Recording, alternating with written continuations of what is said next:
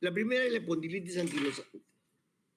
La espondilitis anquilosante, que tiene una prevalencia baja de 0,1 a 0,2% con incidencia 7,5 por 100.000 habitantes. Es más frecuente en raza caucásica y se presenta en pacientes con edad joven, entre 20 y 30 años. Como todas las conectivopatías, de sus cursos de reumatología es desconocida. La patogenia afecta a las articulaciones diartroideas de la columna. Ustedes saben que la vértebra se articula, se llama articulaciones diartroideas a la carilla superior de la vértebra superior y la carilla inferior de la vértebra inferior.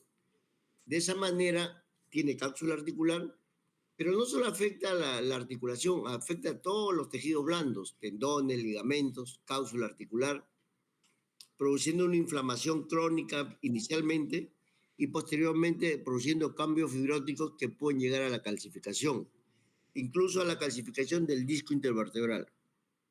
Todos los pacientes generalmente llegan donde el neurocirujano o a veces primero van al reumatólogo porque tienen dolor de columna dorso-lumbar y sobre todo se sienten rígidos. Si bien es cierto, las articulaciones diartroideas te permiten cierto movimiento, pero es un movimiento subjetivo entre vértebra y vértebra. Y existen charnelas en la columna vertebral C1, C2 que te permite girar la cabeza, C7D1 que te permite un poco más de movimiento del cuello respecto al tórax, y la charnela que tiene más movimiento es L5S1, que te permite flexión, extensión, rotación. Bueno, ese movimiento sumatorio de la columna vertebral se pierde. Entonces ellos llegan por dolor y rigidez. Tal es así que a veces para girar a un lado lo mueven en bloque. Eso cuando ya llegan al extremo de calcificación. Como le digo, y cuando ya se osifica el disco intervertebral, hay un signo radiológico que es de caña de bambú. Lo que han visto alguna vez una caña tiene espacios con zonas más resaltantes. Y en una radiografía es lo que se ve, ¿no? Al calcificarse los discos se va a notar más grande. Y eso es lo que le llaman la columna de bambú cuando el grado es de rigidez y dolor. El cuadro clínico, como ya le dije, dolor lumbar se observa con el estornudo, o sea, cualquier maniobra basal, pujo, esfuerzo. El reposo lo mejora muy parcialmente. Hay una rigidez de toda la columna vertebral. La rigidez mejora con un poco de terapia física y ejercicio leve. Y la anquilosis difusa puede ser lumbar, dorsal, cervical en la columna de bambú. Entonces, recordar que esta primera conectivopatía viene por dolor y rigidez. ¿Y qué complicaciones puede tener esta espondilitis anquilosante? Fractura, traumas menores, pseudoartrosis, deformidad de la columna vertebral, inestabilidad de columna vertebral y también si hay, puede producir estenosis de canal. La anquilosis total, les vuelvo a repetir que se llama columna de bambú. La velocidad de alimentación está aumentada, el HLA-B27 está positivo y el manejo básicamente es médico con drogas antiinflamatorias no esteroides. Terapia física que mejoren algo el dolor y la rigidez y solo son de tratamiento cuando hay fractura patológica, estenosis de canal severo o con inestabilidad de columna vertebral, la fractura. Doctor, disculpe la interrupción, buenas noches. Lo que pasa es que la pantalla se ve pequeña y no está pasando las PPTs. Qué raro, pues yo lo estoy pasando y ahora ¿por qué será? A ver. Sí, se ha quedado congelado en la primera PPT. ¿En la primera? Ya. Sí, doctor. ¿Y esto por qué?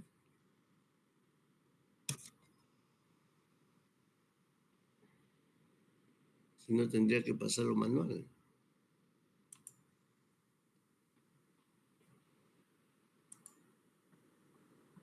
Así mejor. ¿Ahora sí lo ven? Sí, doctor, ahora está mejor. Bueno, no está muy grande como quería pasarles, pero ya mejor así manual. Entonces le decía que más o menos un resumen de lo que les he hablado de la espondilitis anquilosante. Es una conectivopatía con una prevalencia e incidencia baja, es más frecuente en raza caucásica o blanca y se presenta en edad relativamente joven, entre 20 a 30 años. Afecta a las articulaciones diartroideas, pero también todas las partes blandas, ligamentos, tendones, cápsula articular, produciendo inflamación crónica inicialmente cambios fibróticos y llegando a la calcificación. Cuando se osifica todo, incluso el disco intervertebral, se conoce como columna de bambú. Ahora sí está corriendo, ¿no? Sí, doctor. Sí, doctor. Perfecto. El cuadro clínico básicamente es dolor lumbar, que se observa con la maniobra de Valsalva, sea estornudo, esfuerzo, pujo. El reposo lo mejora muy parcialmente y básicamente es la rigidez de la columna vertebral, no mejora mucho con el reposo. La rigidez mejora en algo con la terapia física y el ejercicio leve, y la anquilosis difusa, tanto lumbar, dorsal y cervical, es lo que se llama columna de bambú. ¿Qué complicaciones puede haber? Fractura, traumas menores, pseudoartrosis, deformación de la columna vertebral, inestabilidad de columna vertebral, estenosis de canal y en análisis puede haber, como toda conectivopatía, la velocidad de alimentación elevada y el HLA-B27, que es un marcador es positivo. El tratamiento básicamente es con terapia física, drogas antiinflamatorias no esteroides y solo es quirúrgico cuando hay fracturas patológicas con inestabilidad de columna vertebral y estenosis de canal severo.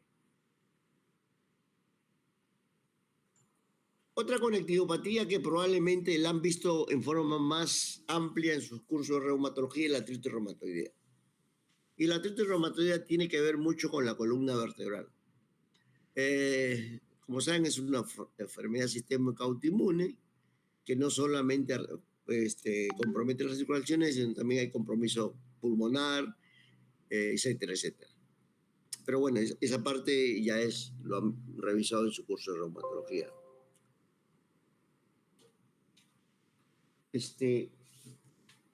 Dame otro marco.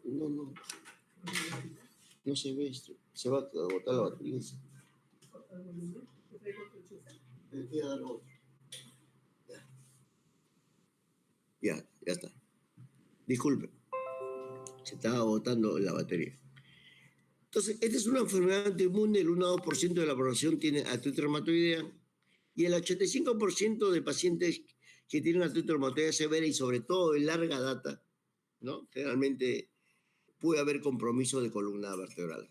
Y la columna vertebral que más se compromete por la artritis reumatoidea es la columna cervical.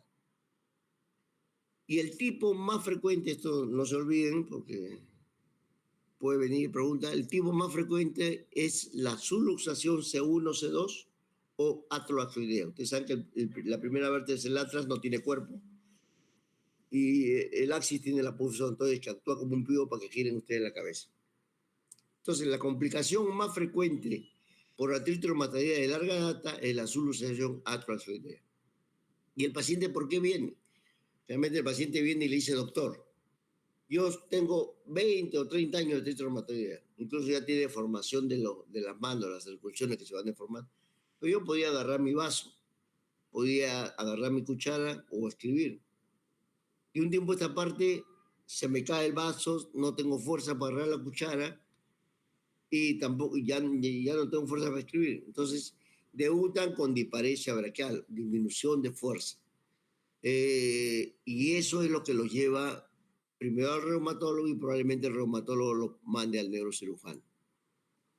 Con menor frecuencia puede haber subluxación de C2 para abajo, pero es raro. Lo que sí, la complicación más frecuente es la subluxación C1, C2 o atroaxoidea. El cuadro clínico básicamente es cervicalgia, cervicobraquialgia, dolor de cabeza. Y como hay compresión medular porque el odontoides está pegado al arco de C1, entonces hay un ligamento ahí. Pero ¿qué pasa? El panus se deposita en el arco de C1 y tira la odontoides hacia atrás. Al tirar la odontoides hacia atrás, atrás está la médula cervical. Y al comprimirlo da el compromiso motor. Entonces, el cuadro clínico es cervicobraquialgia, compresión medular, motor, disparesia braquial. Puede haber también compromiso digestivo. Si la subluxación es marcada, puede también compromiso de esfínteres. Difusión de nervios craneales bajos como el 12, el 9, el 10 puede haber, pero no es frecuente. Ahora, ¿Cuál es el tratamiento de la artritis reumatoidea desde el punto de vista neuroquirúrgico? Antiguamente hacíamos un cerclaje posterior de C1 y C2. Era un alambre especial, no los alambres que se usan por otra cosa, trenzado. Y al juntar los arcos de C1 y C2, la odontoide regresaba a su sitio. El paciente mejoraba, pero los pacientes, como ustedes saben, han usado corticoterapia por largo dato, sus huesos eran osteoporóticos. Pasaba 6 meses, un año a veces, en el mejor de los casos, y el alambre cortaba el arco de C1, sobre todo que era el más delgado. Entonces se volvía a solucionar. Lo que se hace ahora es una artrodesis occipito-cervical. Es un aditamento como H, con 2 valvas hacia arriba, hacia la concha occipital, con tornillos fijos, y 2 valvas hacia abajo a la articulación de C1, C2, C3, con tornillos a la articulación. De esa manera ya no se soluza, queda la odontosis en su sitio y el cuadro clínico mejora. Es una cirugía un poquito más larga, pero es externa, no debe haber compromiso medular. Entonces, eso es en cuanto a la subluxación C1, C2. En la enfermedad de Payet, ustedes saben que el hueso no es constante. El hueso, todos los días se produce hueso y se reabsorbe hueso. La enfermedad de Payet no debería ser más que un desorden de este metabolismo óseo. No se sabe por qué está aumentada la reacción ósea y obliga a producir más hueso. Y esta sobreproducción reactiva de hueso es un hueso de mala calidad, un hueso blando, débil. Es más frecuente esto en la enfermedad de Payet en la región lumbosacra y puede producir degeneración maligna en algunos casos, ¿no? Se presenta en el 3% de la población y acá sí se encuentra una historia familiar, pero no se ha identificado el gen. El cuadro clínico también es compresión neuronal, radicular y medular por expansión de los tejidos blandos, ligamento amarillo y grasa. La fosfatasa alcalina está elevada, la hidróxido por línea en orina también. El tratamiento básicamente es con calcitonina 100 unidades por día. Y solo es quirúrgico cuando hay fractura patológica, estenosis de canal severo o inestabilidad de columna vertebral. La espondilolistesis. Ustedes saben que las vértebras tienen que estar bien alineadas.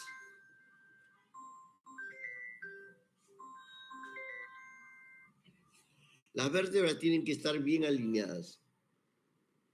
¿Por qué?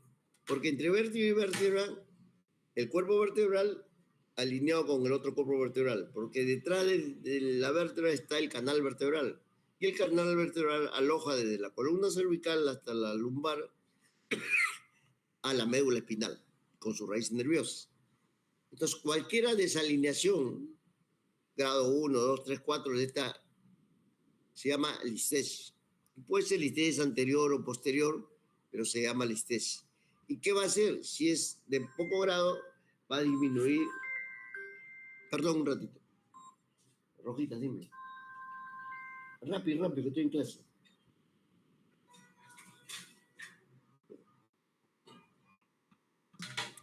Entonces, hay una clasificación dependiendo del grado de listesis. Ahora, las zonas que se producen más listesia a nivel lumbar es L5 y C1, segundamente L4 y L5, porque son las zonas que tienen más movimiento y hay razas que tienen mucha lordosis, incluso hay una listesis congénita. Al tener mucha curva, cede la caries articular y se listesia. Ahora, las listesis más frecuentes son las espondiloartrósicas. Entonces, si la desalineación es entre el 0 al 25%, o sea, la cuarta parte de una vértebra respecto a la otra, es grado 1. Si es entre el 25 al 50%, la cuarta parte de la mitad es grado 2. Si es entre el 50 al 75%, es grado 3. Y si es mayor al 75%, es grado 4. Ahora, ustedes dirán, ¿cómo la médula va a soportar una listesis grado 4 o 3? Lo que pasa es que ustedes saben que la médula espinal no hay hasta L5 y C1. La médula espinal acaba en L1. Y lo que hay después de eso es las raíces nerviosas que van saliendo en el nivel que le corresponde. Y a eso se llama cole caballo. Y por eso soportan más. Indudablemente que una listesis grado 3 o 4 va a dar un síndrome de cola de caballo, porque estira toda la cola de caballo, aparte de dolor lumbar, hipoestesia sencilla de montar, y puede haber compromiso de esfínteres. Entonces, es importante que se acuerden. Ahora, lo más importante de la espondilolistesis es saber qué tipo es. Y eso lo pueden saber por una radiografía de columna simple. Ustedes con una radiografía de columna simple van a ver si es de grado 1, grado 2, grado 3 o 4. Pero lo más importante es saber si son estables o inestables. Entonces le pido una radiografía de columna simple y unas funcionales. Si al hacer las funcionales en hiperflexión y en hiperextensión se mantiene la listesis, es una listesis estable.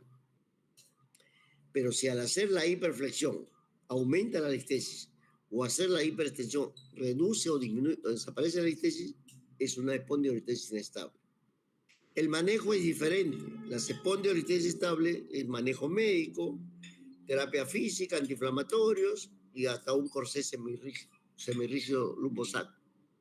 Pero las inestables son de manejo quirúrgico.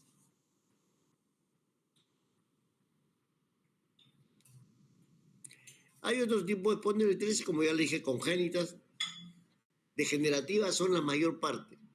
Lo que pasa es que la espondilolatosis daña la articulación y se desliza, pero se vuelve a soldar. Puede volverse a soldar como puede quedar inestable. Traumáticas por una lusofractura que comprometa la cavidad articular. Patológicas, generalmente en la metástasis vertebral, los cánceres de pulmón, próstata, mama, pueden producir metástasis a nivel de la columna vertebral y dañar la articulación. Y postquirúrgicas, felizmente ahora se ve menos, porque la técnica quirúrgica de la cirugía más frecuente es que la hernia. Antiguamente, cuando para operar una hernia que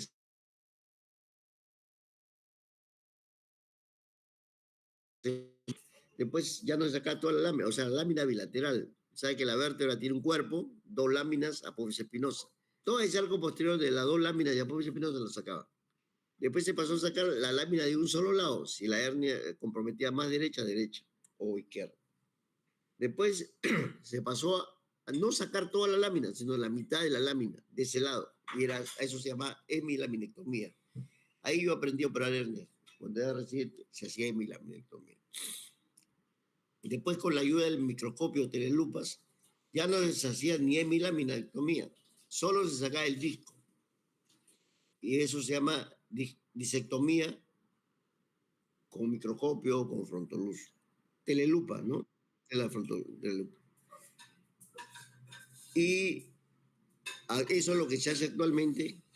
Y lo último que se está haciendo es la cirugía endoscópica de hernia. Ya ni cortes chiquitos que se hace ahora con el microscopio, se hace solamente un huequito para que entre el endoscopio y se saca la hernia. Entonces, es más difícil que al hacer la hemilaminectomía se coma la cavidad articular, que indudablemente lo hacen sin querer, y se produzca la inestabilidad de columna.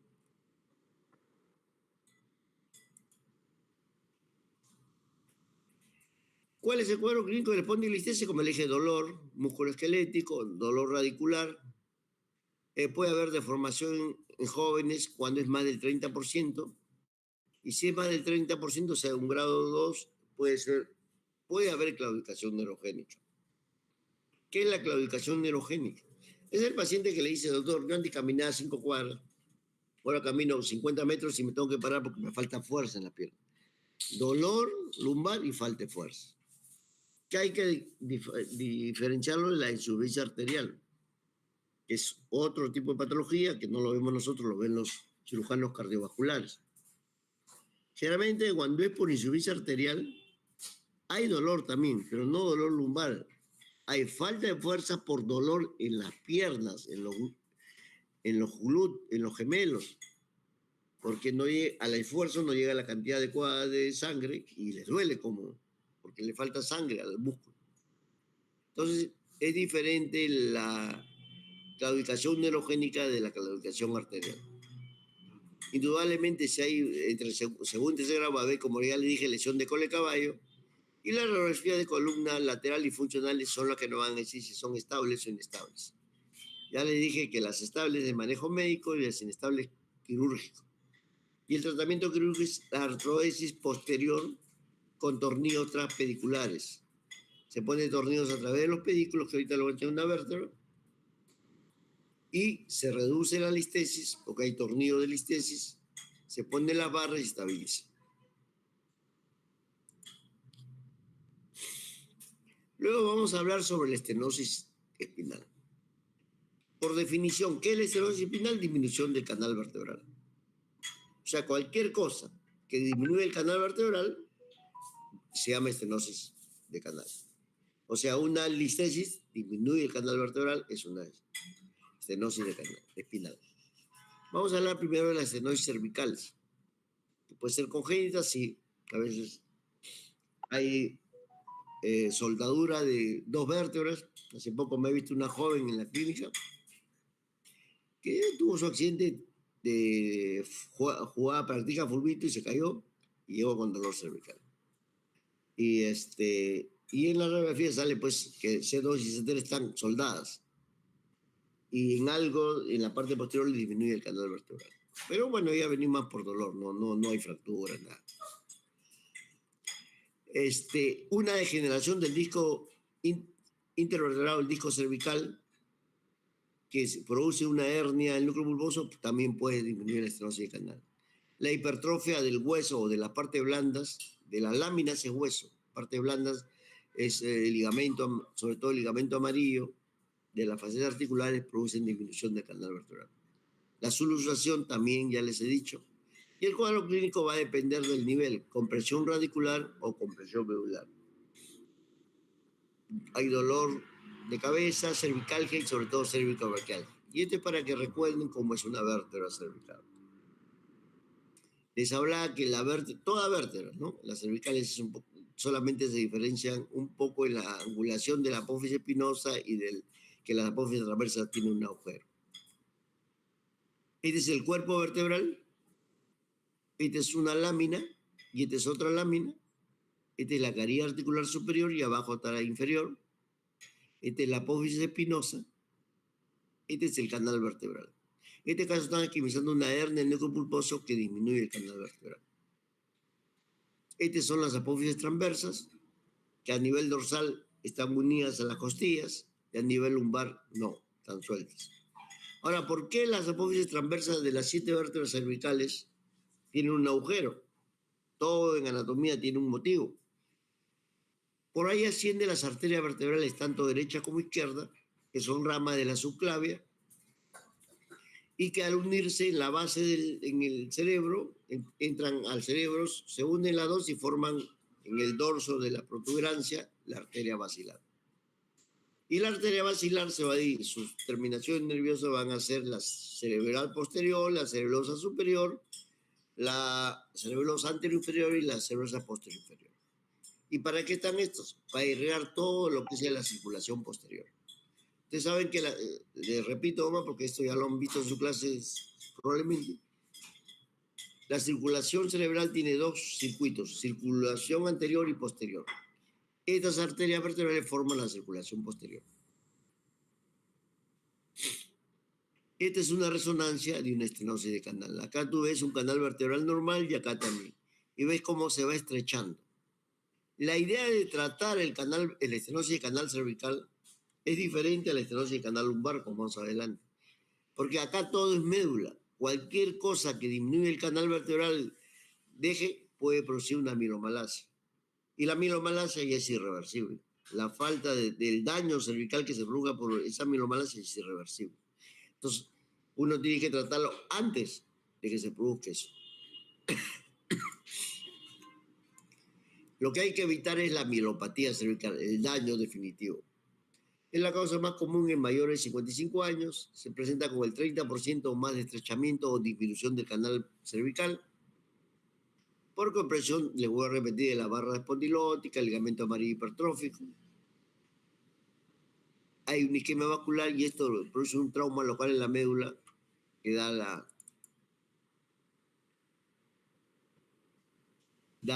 el daño vascular y medular.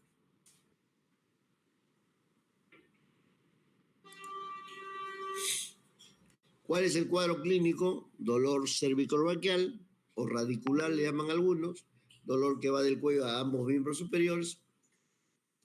Si hay una compresión severa, va a haber tetraparesia o paraparesia o disparesia braquial, compromiso sensitivo también, y dependiendo del grado de estenosis también de esfínteres. ¿Cómo se puede manejar una estenosis cervical? Si es leve, el manejo debe ser médico. Collarín cervical para darle reposo a los músculos cervicales si pasa el dolor, terapia física, pero si ya es severa, es quirúrgico. Y dependiendo de qué tipo de estenosis, puede ser la cirugía anterior o posterior. Si es por una hernia del núcleo pulposo grande que esté comprimiendo, vía anterior se opera las hernias del núcleo pulposo cervical. Y si es por estenosis severa, vía posterior, la mirectomía. Acá hay una resonancia para que vean más o menos el grado de estenosis cervical. Esta es parte normal, esta es normal. Ven cómo se estenosa. Y algo que vean, miren ustedes esta parte negra, se representa a la parte blanda, al ligamento amarillo. Y no solamente la estenosis por algo, por una hernia, como en este caso, sino miren acá cómo se endurece esa parte negra. Esa parte más gruesa y engrosada es el ligamento laminio hipertrófico. Entonces acá, si predominantemente es la estenosis posterior, la mirectomía cervical, hay que sacar ahí sí los dos arcos, sacar el ligamento laminio hipertrófico y dejar libre la médula. Se puede hacer una, si son más de 2 láminas, 2 o 3, hay que poner tornillos a la articulación para evitar la inestabilidad posterior. Y si es por un componente, acá hay una hernia pequeña, puede ser vía anterior.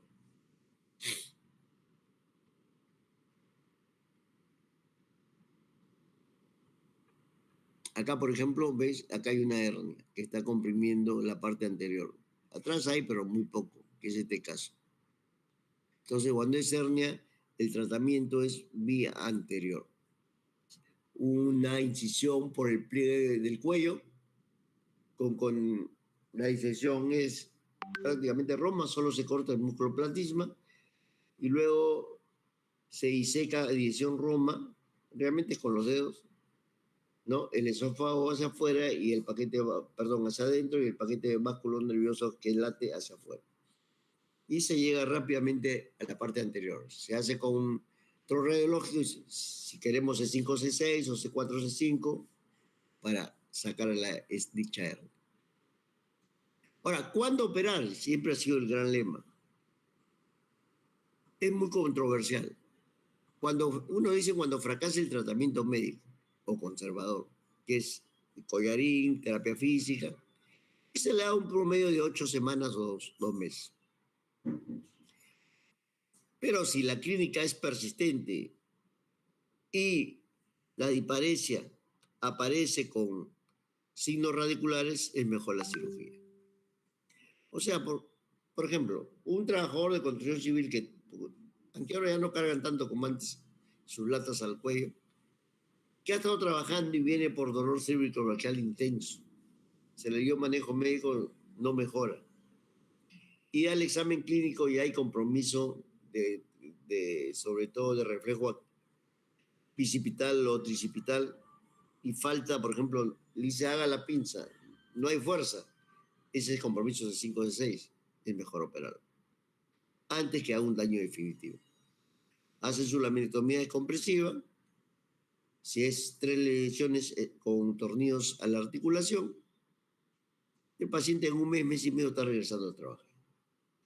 Pero es diferente si tienes un paciente anciano, postrado crónico, que ya hay un daño medular, hay un compromiso motor, y no está progresando la enfermedad, ya se plantó ahí es mejor manejo médico. Porque lo que tienes que aliviar es el dolor. El problema de estos pacientes postrados crónicos y ancianos, sobre todo, se hace una cirugía y generalmente en el postoperatorio fallecen por compromisos pulmonares. Y entonces no hubo ninguna ganancia.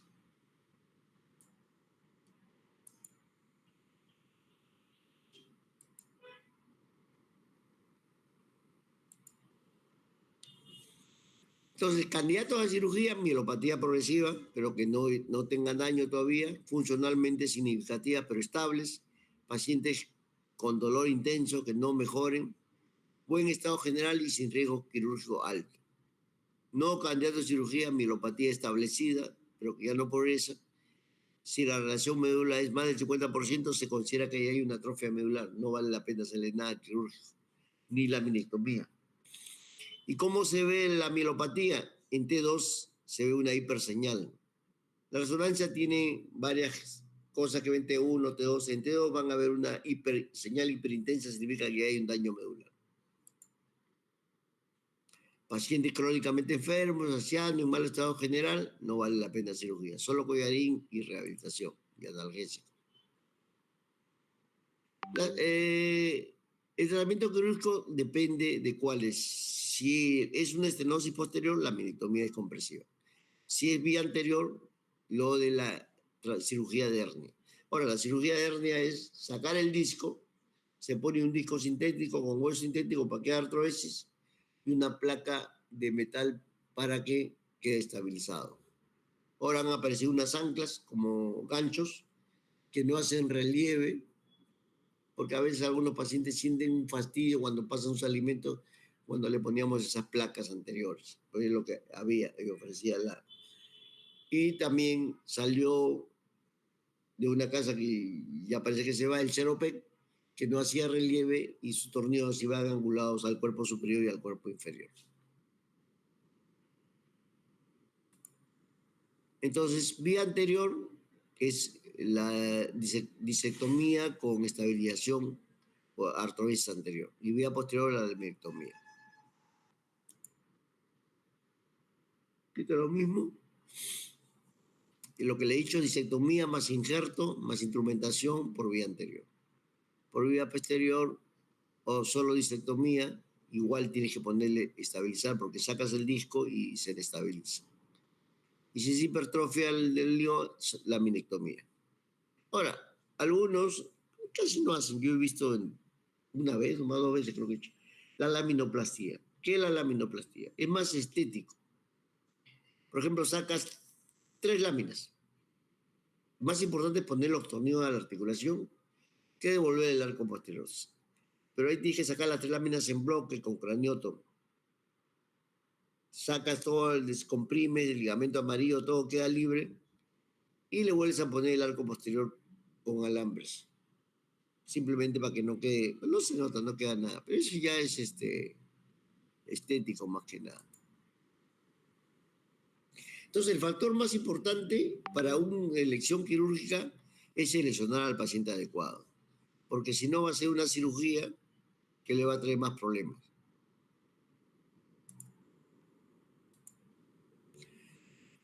Ahora vamos a pasar a hablar un poco sobre la estenosis.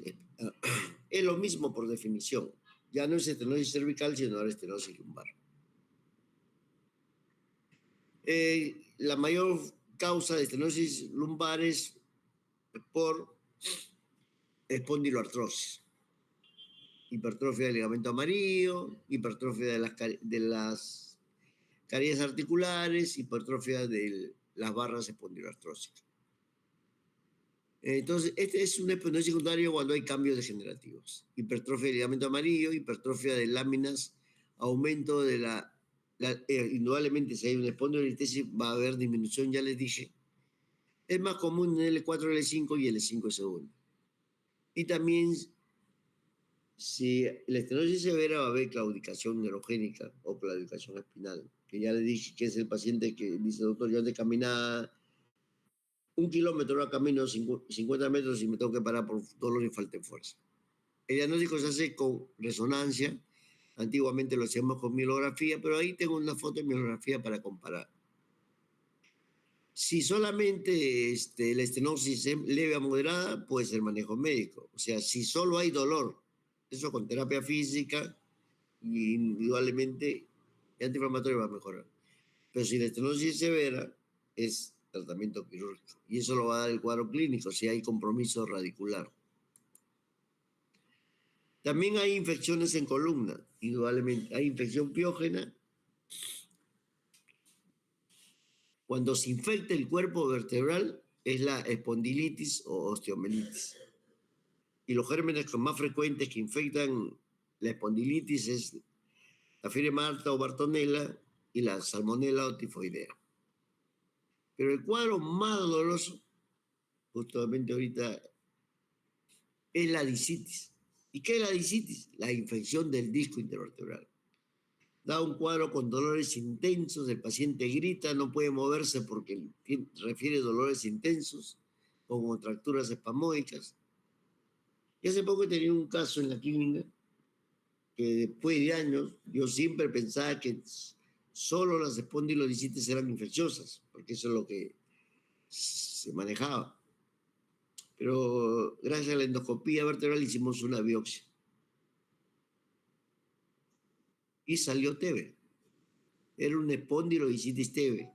Y la tuberculosis vertebral, eso sí está ya escrito y demostrado, empieza por el disco intervertebral. O sea, este paciente ha mejorado, porque inicialmente le pusimos antibiótico, y ha mejorado el dolor con su tratamiento específico. Y el tratamiento específico para tuberculosis vertebral, en este caso el disco, es por 1 año.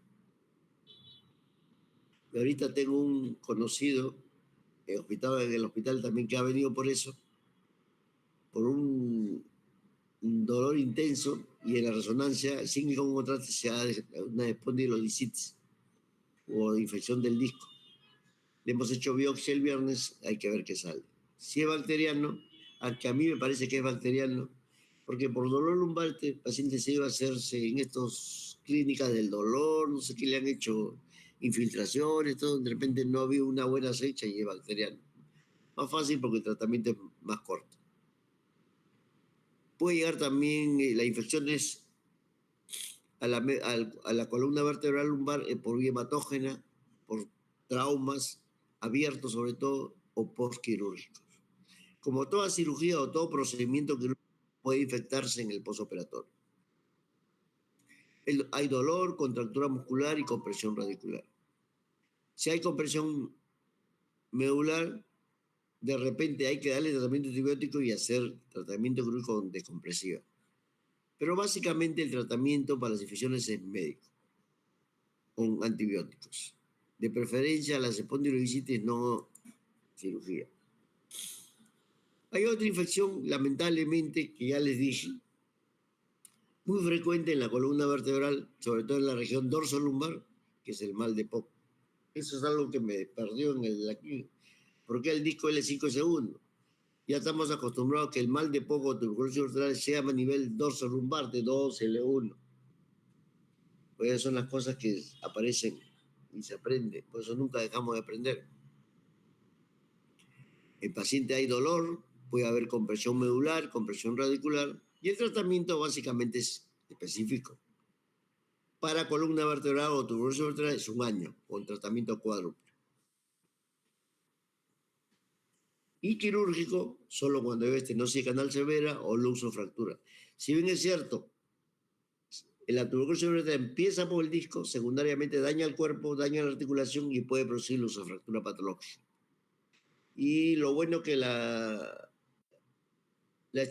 tuberculosis vertebral con 1 semana de tratamiento específico se puede operar sin problemas.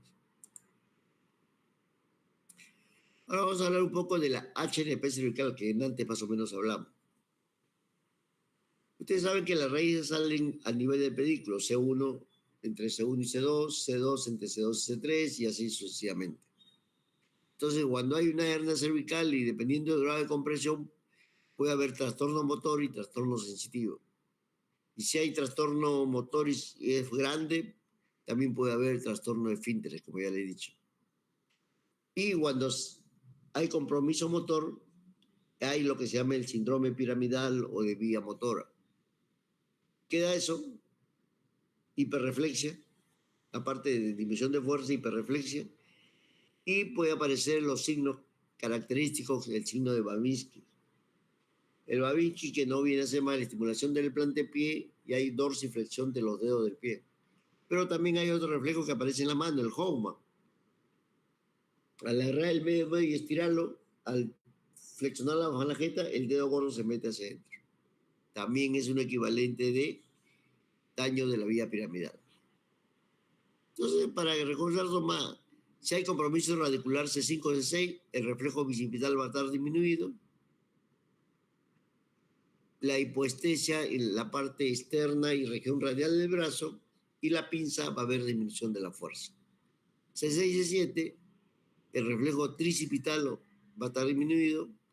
Hay una hipoestesia más que nada de los dos dedos. Esos son más o menos cuando el síndrome es radicular. Esta es una resonancia cervical. Acá hay una hernia cervical.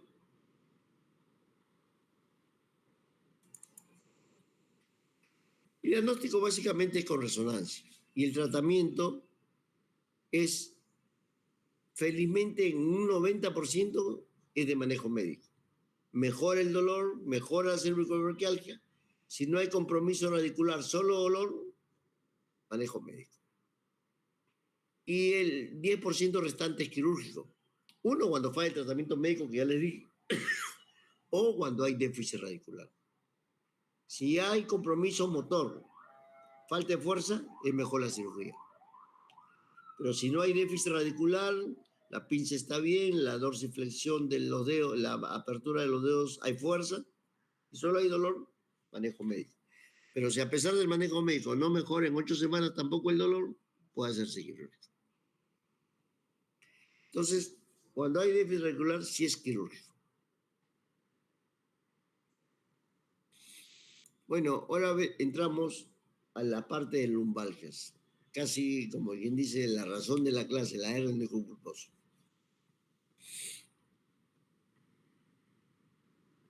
El dolor lumbar es una, como le decía al comienzo, es un síntoma muy frecuente en la atención médica.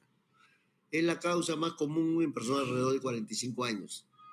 Tiene una prevalencia del 60-90% en el transcurso de la vida, o sea, el que comienza con dolor lumbar lo tiene por varios años. Tiene una incidencia anual del 5%. Pero de todas estas causas de lumbalgia, eso que quiero que les quede claro, solo el 1 al 3% es por HNP. O sea, de la cantidad de lumbalgia que vienen al neurocirujano, solo el 1 al 3% es por HNP. Entonces dirán, ¿y de qué? ¿De qué es el resto? Entonces, indudablemente, ¿de dónde está la hernia? L4, L5, L5, L1, que son las más frecuentes. Hay difusión de la raíz nerviosa, que ocasiona dolor. Puede haber trastorno motor, trastorno sensitivo y alteración de los reflejos. Indudablemente, por una hernia L4, L5, perdón. Hay hiporreflexia patelar, hipoestesia de la cara lateral de la pierna, y va a haber disminución de fuerza a la flexión plantar o pararse de puntas. Pero lo que quedó en el aire, que la causa más frecuente de lumbalgia no es por hernia, y hemos visto que es el 1 al 3%, es la lumbalgia mecánica.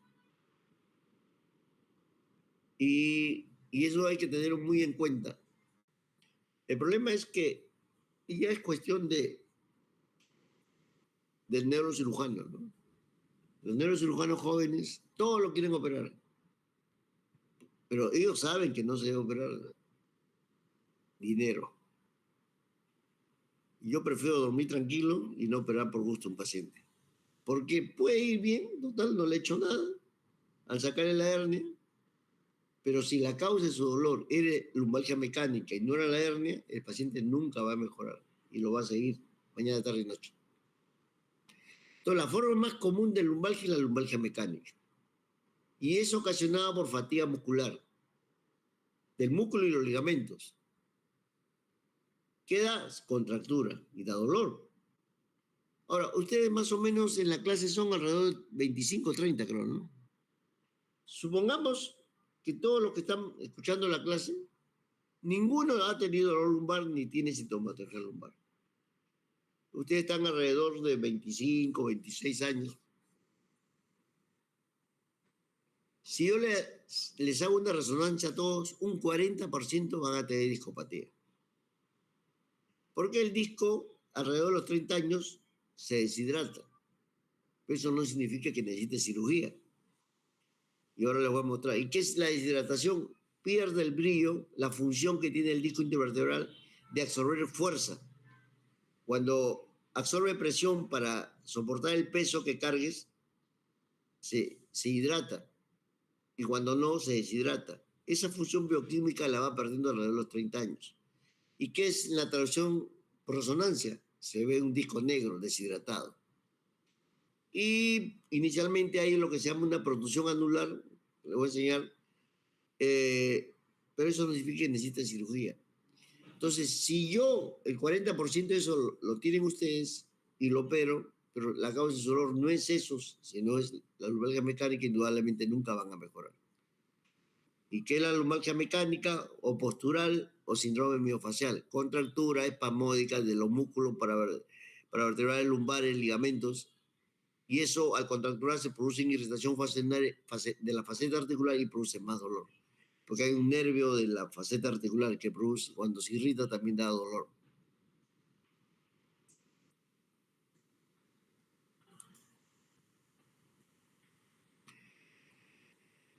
Aparte de la lumbalgia mecánica, hay otras causas de lumbalgia. Tampoco es lo más frecuente.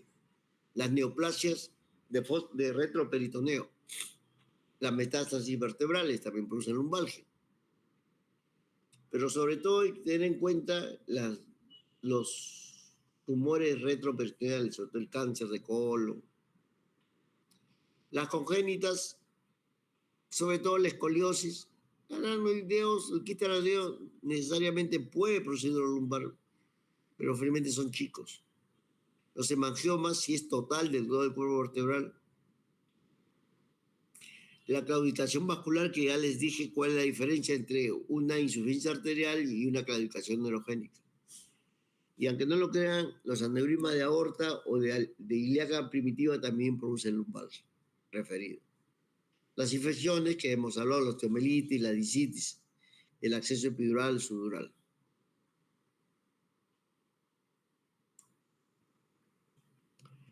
La tuberculosis vertebral también produce lumbalgia. La degenerativa, como ya hemos hablado de espondilolistesis, la estenosis de canal, la hernia del núcleo pulposo. Las tóxicas o metabólicas producen también lumbalgia, sobre todo la diabetes mellitus y el hipoparatiroidismo. Las traumáticas, indudablemente, si usted se cae sentado, va a quedar con una lumbalgia postraumática, que va a mejorar con el manejo médico, reposo, terapia física y analgésica. Y las psicógenas también. Y esto quiero que algo que les quede grabado. Se ve más en mujeres, pero también se ve en hombres. La depresión es una de las causas más frecuentes de lumbalgia. Y simplemente, aparte de preguntarle al paciente cómo es su dolor, de dónde a dónde, en qué momento, si ustedes le piden su resonancia y no encuentran mayor cosa en la resonancia, tienen que ampliar su anamnesis. Señora, ¿cómo está durmiendo usted? Bueno, doctor, yo hace años que no duermo bien. Me despierto a las 2 de la mañana y ya no puedo conciliar el sueño. Uno de los síntomas más frecuentes de depresión es insomnio. Bueno, pero ¿qué problemas tiene? Porque no tiene sueño y en eso empieza a llorar. La levedad emocional es otro cuadro de depresión. Entonces, explíquenle, mire, señora, su resonancia está normal, no hay nada que le cause dolor, pero usted no está reposando bien. Tampoco le digan que todo es por su depresión. No le hace caso. Entonces, necesita apoyo de otra especialidad para que mejore y pueda descansar en las noches. La psicógena es frecuente. Bueno, y ahora sí vamos a hablar del arenocúpulo pulposo. Es más frecuente entre la tercera y sexta década de vida, justo en la etapa productiva de los individuos. ¿Hay factores de riesgo? Sí. O sea que donde puede ser es de acuerdo a la ocupación. Los estibadores que se levantan 50, 60 kilos al peso, los trabajadores de construcción civil, ¿no? No lo crean, el tipo de vida en los últimos 30 años ha cambiado. Antes los jóvenes, hoy día los jóvenes de mi edad, no había videojuegos, no había mucha internet. ¿Qué hacíamos para jugar y distraernos? Porque siempre hemos sido muchachos. Salíamos a la calle, o jugábamos pelota, o fabricábamos nuestros juegos, la canga, ¿no? Decían que era un palo de escoba que lo cortábamos y otro chiquito que lo cortábamos. Y jugábamos, que se llamaba canga ese juego, pero teníamos para hacer juegos afuera. O sea, no hacíamos una vida sedentaria como hacen los muchachos ahora. Sentados frente a la computadora, el videojuego, la posición sentada no es bueno para la columna. Acelera la deshidratación del disco vertebral. Pero eso no lo entienden. Los que practican equitación, los pilotos de helicóptero con microtrauma, los choferes de larga ruta que están sentados horas y horas, son gente que tiene más predisposición a hacer hernia. Pero felizmente luego del primer ataque agudo, estamos hablando de la hernia, ya no de mecánica, ¿no? La mecánica solo es manejo médico, terapia física, antiinflamatoria y si quieren soporte psicológico. Pero de los que ya es una hernia, el 70% mejora en las primeras 3 semanas y el 90% mejora en las 8 semanas. Y solo 1% puede tener síntomas por un año.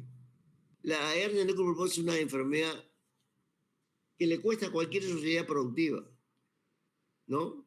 Estados Unidos gasta cualquier cantidad en eso, se significa el gasto, el costo en economía de la salud, en los días que deja de trabajar ese hombre, para que se opere o que se trate. Este es un recuerdo, este es el disco intervertebral, que en el centro está un recuerdo embrionario que es el núcleo pulposo, que es la primera médula cuando somos los fetos, la autocorda. Y esto que ven como una cebolla es el anillo de presión, que cuando se deshidrata el disco y se pone negro y ya pierde la función que les he dicho, se rompe y por ahí se sale la hernia. Justo está pasando por el pedículo la raíz y al irritarla le produce dolor. Una tomografía puede verse, sí, pero no es definitiva. El diagnóstico básicamente debe hacerse con resonancia. Entonces, la fisiopatología de la columna vertebral Bors, ya les he dicho, soporta todo el peso del cuerpo, y la que tiene más movilidad es el E4, L5 y el E5S1, que es la charnela. El disco se deshidrata alrededor de los 30 años, también ya les he dicho, degenera y pierde capacidad de absorber presión. Y esto le genera que se puede romper el anillo fibroso. Y la hernia siempre se puso hacia atrás y comprime las raíces nerviosas sobre la cauda. Esta es una mielografía como hacíamos antes del diagnóstico. Yo todavía no había en mi época resonancia, cuando estaba haciendo la residencia. Y acá, por ejemplo, ven la raíz L5S1 derecha, el L5S1 izquierda. Acá ves la L4, L5 derecha, pero la izquierda no la ves. Entonces decían amputación de la raíz L4, L5 izquierda, hernia necropulposa. Hacíamos la oblicua y ahí se veía mejor la amputación y la muesca de la hernia. Entonces el paciente con esto me entraba a operarse. Y cuando era estenosis isquional veníamos una disminución de todo el saco dural. Pero hasta que llegó la resonancia, y la resonancia nos da otra información. Esto es lo que le digo un disco hidratado, blanco. Este disco está deshidratado. Y aparte hay una protusión acá, una hernia. Acá también se ve un disco deshidratado y una hernia más grande. Se ha salido, se ha destruido.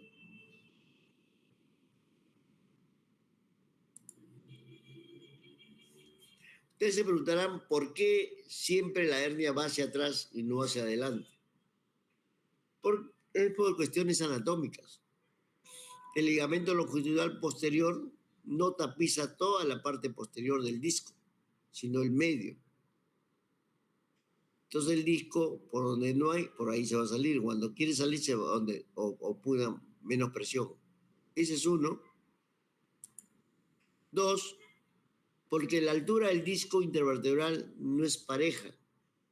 La parte anterior es más alta que la parte posterior y es 2/3 partes más alta. Entonces, para salirse adelante tendría que vencer más disco. Entonces, por eso se va hacia atrás. Son cuestiones anatómicas. Acá, aparte de tener una hernia pequeña, tiene una estenosis de canal. Parece un rosario, el rosario de mi madre, por hipertrofia de la parte blanda. Mire cómo se ha puesto grueso el ligamento amarillo.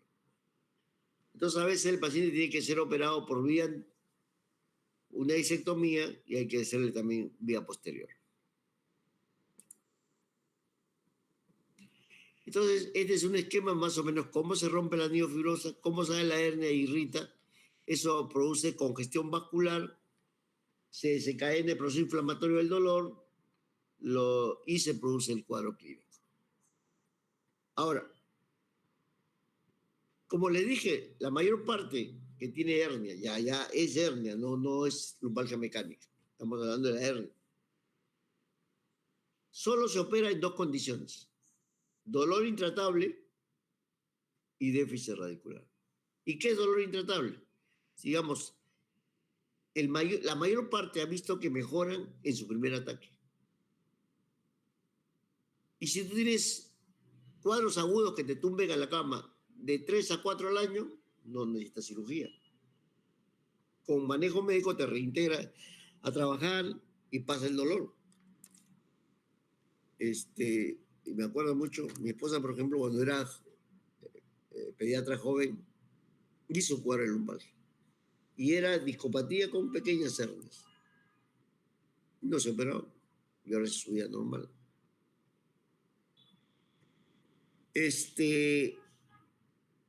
La mayor parte mejora con el manejo médico.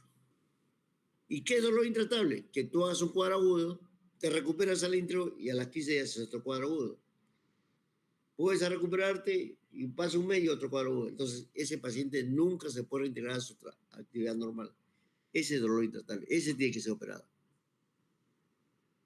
O el que hace déficit radicular. Y la forma más para que uno se grave, le dije que cuando es la hernia L4 y L5, hay pareja al caminar de puntas o flexión plantar.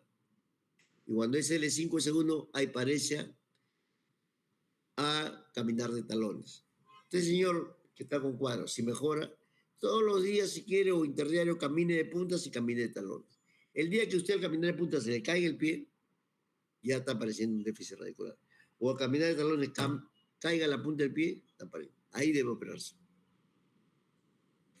Entonces, solo se opera dolor intratable y déficit radicular.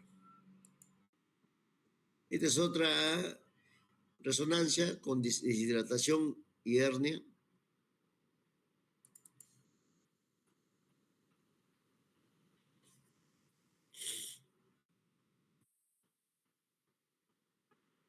Ahora,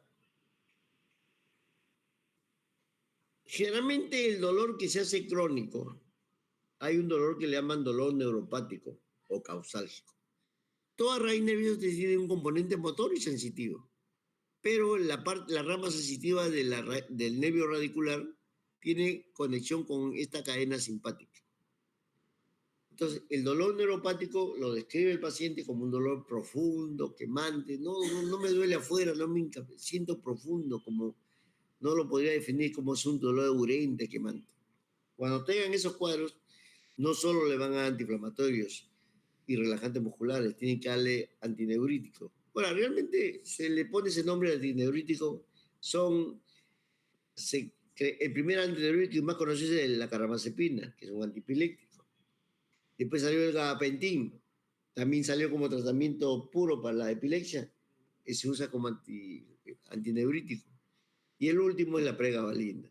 Probablemente algún familiar o ha tomado gabapentin, porque carbamazepina casi no receta, o pregabalina. Entonces le tienen que dar esto, aparte de su antiinflamatorio, y el cuadro clínico va a mejorar. Es toda la congestión vascular y que produce el dolor.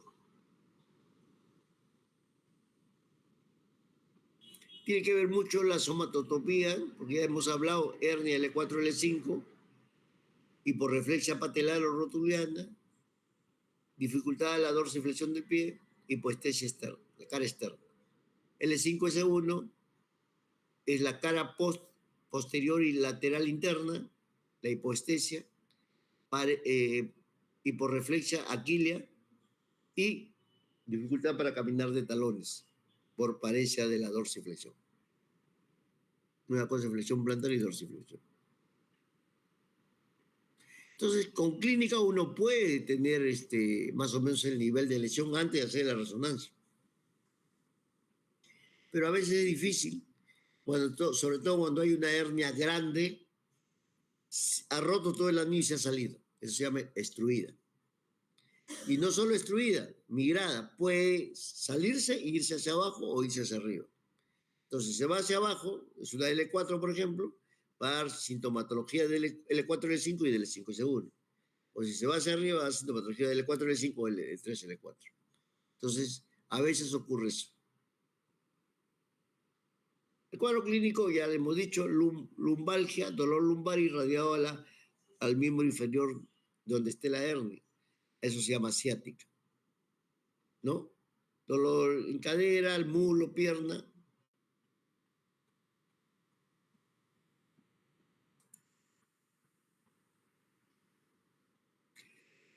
Las hernias, la frecuencia de hernias discales en columna cervical entre 35 y 45 años y en columna lumbar gente más joven, por el tipo de actividad que hace. Y la frecuencia en sitios a nivel lumbar, L4, L5 y L5 segundo, ya les he dicho, casi el 95%. Y al nivel cervical, C5, C6 y C6, C7. ¿Ya? C6, C7 y C5, C6. Y dorsales son raras. Yo en mi vida de neurocirujano, que ya bastantes años, yo he visto 2 hernias dorsales. Una degenerativa, porque es rara la hernia dorsal degenerativa, y una traumática, cuando es R2. Estaba de guardia, entramos por una lusofractura, así, y cuando es traumática se sale todo el disco y da cuadro de paraparesia. Pero después no es lo frecuente. Es una para comparar cómo se ve la información que da una resonancia y de una mielografía, como éramos antes. Podíamos ver la hernia, pero no veíamos mucho la estenosis de canal. Acá tiene 2 hernias, una grande y una chica. Aparte que hay una estenosis de canal. Entonces, la resonancia ha venido a solucionar ese problema diagnóstico. No se entiende hasta ahora un diagnóstico de resonancia, de hernia de grupo óseo sin resonancia. Pero tampoco podemos operar imágenes. Ya le dije que yo puedo ver una discopatía con una pequeña protrusión anular, eso no se opera. Eso es de manejo médico, o puede ser la involución normal, que alrededor de los 30 años. Ahora, si es un joven que ha estado mucho tiempo sentado, no ha tenido, puede hacerlo a los 22, 23 años. Y eso es lo que estamos viendo ahora más. Incluso hernias grandes en gente más joven, por el tipo de vida que llevan ahora. Todas las cirugías de las hernias de grupo son cirugías programadas o electivas. Pero como todo en la vida tiene su excepción, hay una excepción. Hay una sola emergencia en cirugía de hernia de núcleo pulposo o hernia de núcleo, que es una hernia L5S1 extruida y migrada grande. ¿Por qué es una emergencia? Porque puede dar compromiso del esfínter vesical. Y si no se descomprime a tiempo, se puede quedar con ese daño para siempre. Y tener a una persona con su zona vesical para siempre o acabar en talla vesical es terrible y pues si es joven. Me pasó hace años en la clínica San Pablo, una de las que trabajo.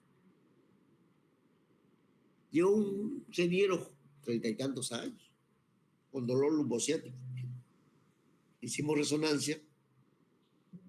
Digo, tienes una hernia grande, 5S1. Si el dolor mejor hay que operarte. Y en eso me dice, doctor, le comento que hoy día en la mañana tenía dificultad para orinar. Tenía que empujar para orinar, abrir el caño, para como estimular. ¿Qué? Ya le digo, mira, ya la cosa cambia. Si tienes síntomas, significa que hay compromiso, porque es grande la hernia de tu vejiga por el peso sacrococcígeo, sobre todo el L5S1. Hay que operarte. Ahorita te quedas sin operar. No, todo, yo no quiero operarme, no me gusta la cirugía. Entiende que si se compromete tu orfitis vesical, aunque te opere después, las posibilidades de recuperación son nulas. No, doctor, yo firmo mi exoneración. Firmó y se fue. Les cuento esto para que entiendan más o menos cómo es, por qué es emergencia. Al día siguiente me llaman como a las 5 de la tarde. Doctor, hay un paciente que quiere que usted lo vea. No, yo no estoy de guardia. Digo. No, es que dice que es un paciente que lo ha visto ayer, que quiere que usted venga. Bueno, ya yo iré un par de horas, le digo, pero ahorita no estoy de guardia. Llegué y era el ingeniero, que ya estaba con su son de Foley. Había hecho retención urinaria, ya no podía orinar, que tuvieron que poner una sonda de Foley. Bueno, le dije, yo te expliqué eso ayer. No tengo problema en operarte la hernia, pero lo que no te aseguro es que te recuperes tu micción espontánea. Ya, doctor, ¿qué vamos a hacer? Fue mi decisión. Lo operamos y ha recuperado, pero le ha costado más de un año en tratamiento con urología, con pruebas urodinámicas. Es terrible. Por eso, la única emergencia en cirugía de hernia pulposo es la hernia extruida, inmigrada, grande en L5S1, que da el síndrome de Cole-Caballo. Y ya le dije antes, ¿cuál es el síndrome de Cole-Caballo? Dolor intenso, hipoestesia en sí de montar, toda la región perineal hipoestésica y compromiso del esfínter vesical.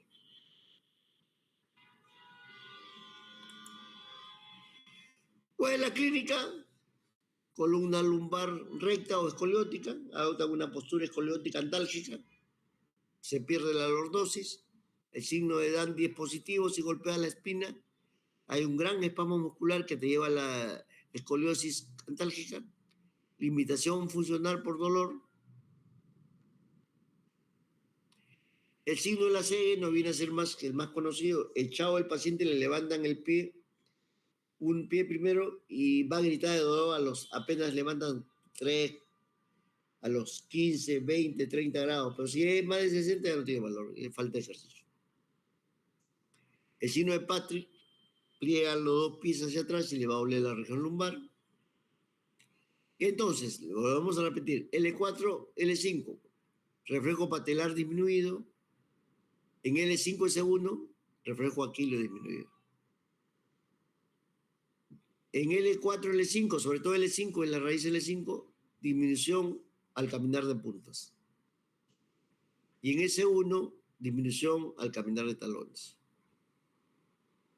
Eso para que dentro de su clínica, entonces digan, este tiene una hernia L4, L5 y la resonancia no va más que confirmar el cuadro clínico. El tratamiento. Les vuelvo a repetir que la mayor cantidad de esto es médico, que mejoran el 70% en las primeras 3 semanas y el 90% en las primeras 8 semanas. ¿Cuál es el manejo médico? Terapia física, camadura, analgésicos, reposo absoluto los primeros días, relajantes musculares.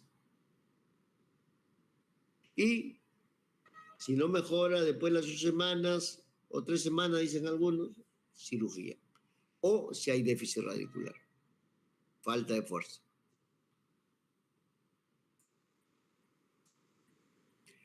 En sí, el tratamiento quirúrgico, que es la única emergencia cuando hay compresión de la caudequina o con compromiso esfiteriano, que ya les hablé, por una hernia del 5S1, destruida y migrada y compromete la cola de caballo.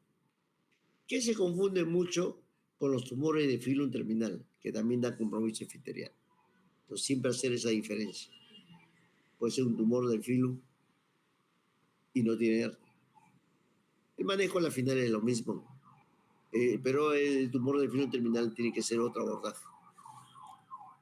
Pero eso sí no necesitan aprenderse.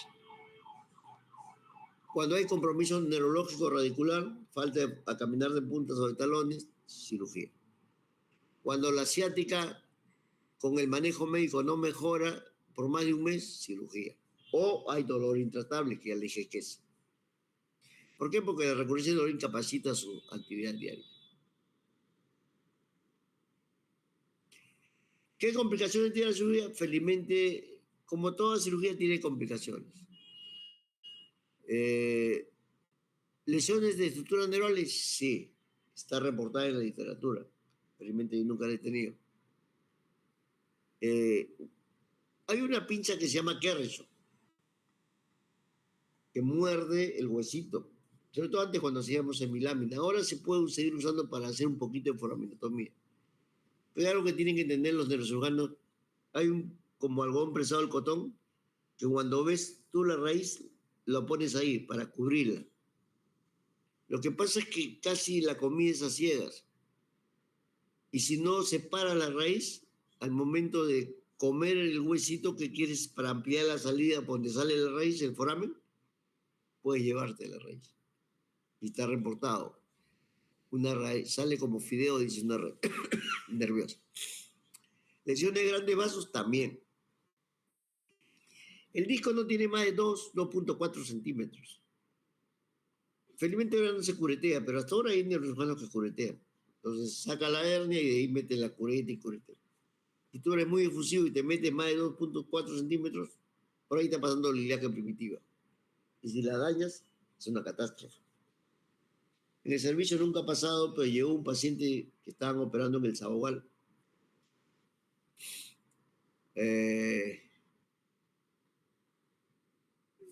Dice, comenzó a bajar la presión, llamaron a todos y en eso pulsan el abdomen y hay sangre.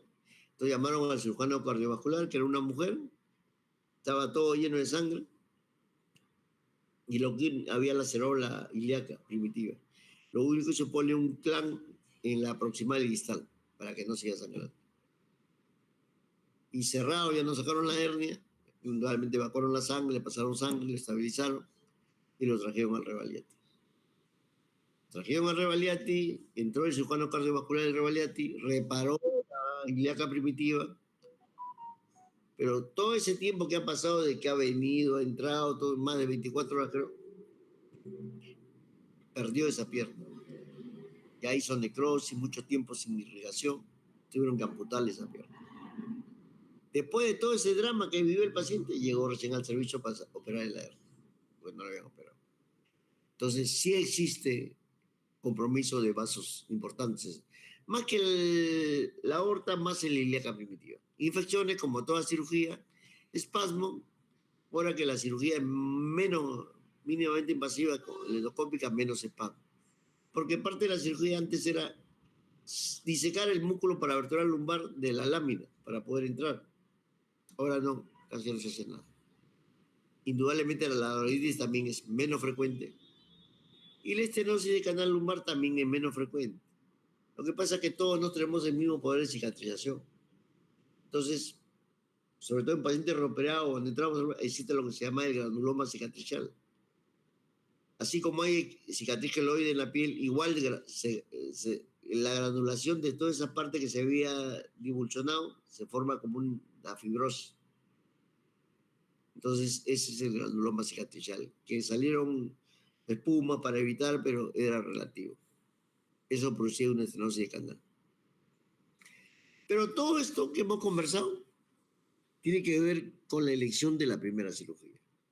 Si es un paciente con deshidratación del disco, que no es la causa de su dolor lumbar, es una lumbalgia mecánica o una paciente depresiva, no se debe operar. O si ha hecho un cuadro de lumbalgia mecánica y por una discopatía también. Entonces, si tú escoges bien al paciente que necesita cirugía y el mismo paciente te lo va a pedir, doctor, ya no aguanto, es un dolor intratable o ya me falta fuerza, el paciente va a ir bien. Al día siguiente que tú operas un paciente que la causa del dolor de la hernia, está caminando sin dolor. Le dolerá la herida, pero está caminando sin dolor. Y ahora con la endoscópica es prácticamente ambulatorio. Se opera en la mañana y en la tarde se va a su casa. Entonces, es importante el diagnóstico, los pacientes que se escogen para que la cirugía vaya bien. No por nosotros, sino por los pacientes. Por eso es lo que quería conversarles sobre lumbalgias, HNP. Y si han estado atentos a la clase, de acá van a haber 2 o 3 preguntas, así que tranquilos. No son preguntas difíciles, solamente tienen que estar atentos. ¿Alguna pregunta?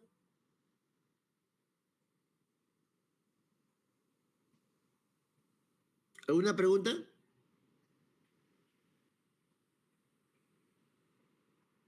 Buenas noches. Creo que no, doctor. Ya, perfecto. Que tengan buenas noches y que tengan un buen examen el próximo sábado. Hasta luego. Gracias, doctor. Hasta luego. Buenas noches, doctor. Gracias, buenas noches.